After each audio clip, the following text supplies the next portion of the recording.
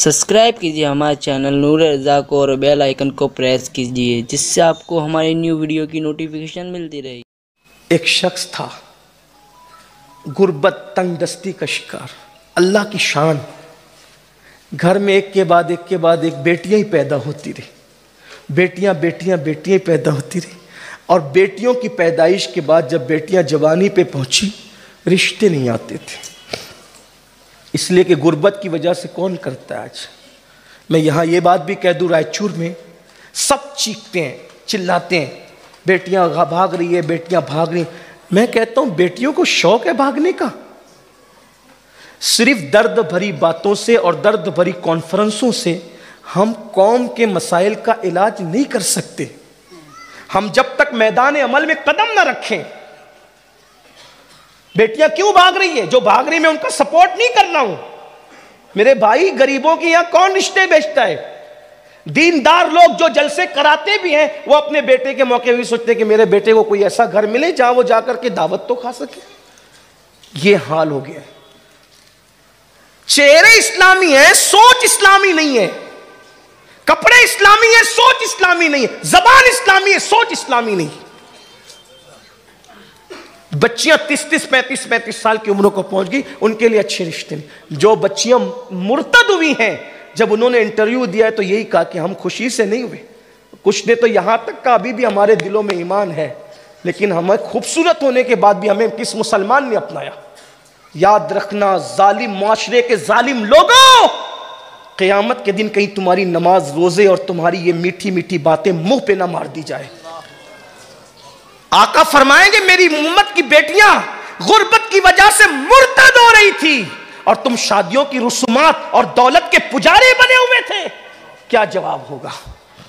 हमने सिर्फ दर्द भरी बातें की। अगर आज के लड़के सोच ले कि मैंने प्रायोरिटी उन लड़कियों को देना है जिनके घर में चूल्हा भी नहीं जलता, फिर देखो कौन बच्ची भागती है। हालात हमने खराब किए हैं। इतने रसूमात, बस रसूमात में घिर गए और हर आदमी छुपता है औरतों के पीछे। घर की औरतें नहीं मानती, हर मामले में मानती, इस मामले में नहीं मानती। झूठ है, मक्र है, फरेब है, नारे, जलसे, कॉन्फ्रेंस, किसी मसले का हल नहीं। और अगयार, दुश्मनान इस्लाम, मुनकिरीन इस्लाम, इन्हीं गंदी सोच का नाजायज और हराम फायदा उठा रहे। मैं इस मजमे में नौजवानों से कहूँ, खुदा के लिए अगर हो सके तो ये फिक्र बनाओ, हर आदमी अपनी खानदान की बेटी की आबरू बचा ले, सारी इज्जतें बच जाए। गरीब भाई पड़ोस में रहता है, कौन करता उसकी बेटी?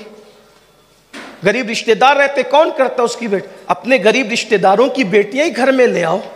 और ये तो सुन्नत भी है, ये तो सुन्नत भी है, हुजूर के घराने की सुन्नत है।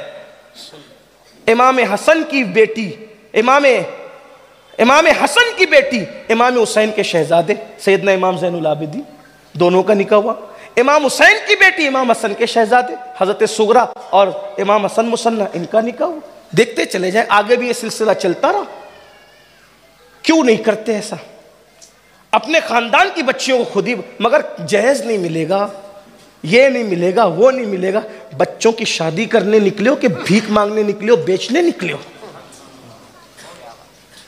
और हम किसी की मदद करना नहीं चाहते, इमदाद करना नहीं चाहते। हो रहा है ये सब। तो 4-5 बेटियों का बाप बन गया, आखिर में बीमार हो गया। बीमार हुआ, रिश्ते नहीं आते थे बच्चियों को अच्छे, दवा के लिए भी कोई पूछने वाला नहीं था। तो एक दिन उस बड़ी बेटी ने फैसला किया कि मैंने अपने बाप को इस तरह सिसकते हुए मरते नहीं देखना।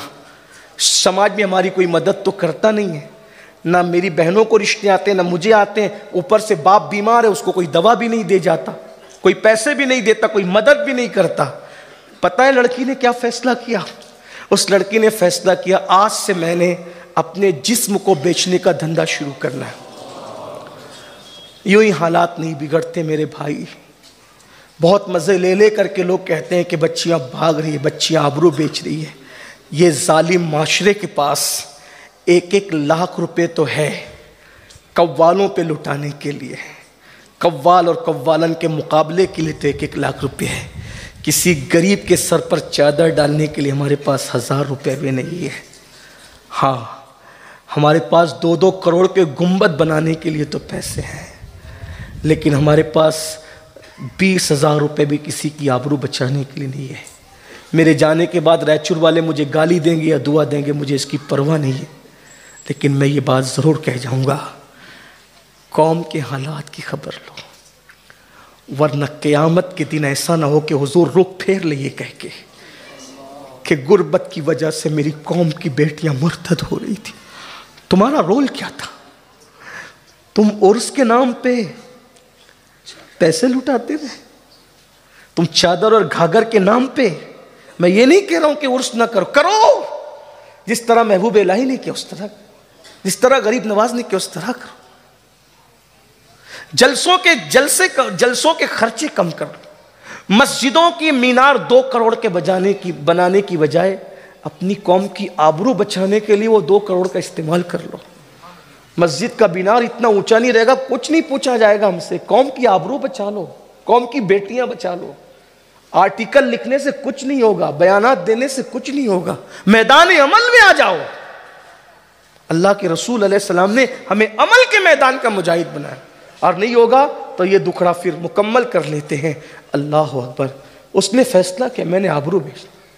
दूसरों के घर जलते हैं, उस पर खामोश बैठोगे, आग का की कोई आंख नहीं होती।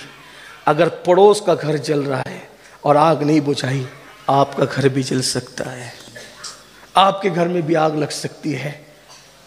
उस बच्ची ने बुर्का ओढ़ा, मेकअप के लिए उसके पास कोई सामान भी नहीं था, और गई और जाकर के चुपके से सरे शाम बाजार हुस्न में बैठ गई। जब भी कोई जालिम आता हवस का पुजारी बनकर, क्योंकि पहली मर्तबा आबरू बेचने आई थी, जो आता उसका दिल धक धक करने लगता, दिल की धड़कन तेज होती, जैसे वैसे सीने पे हाथ रख के दिल पे काबू पाती। लेकिन खुदा की शान, जो आता नजरें नीची करके गुजर जाता, जो आता नजरें नीची करके।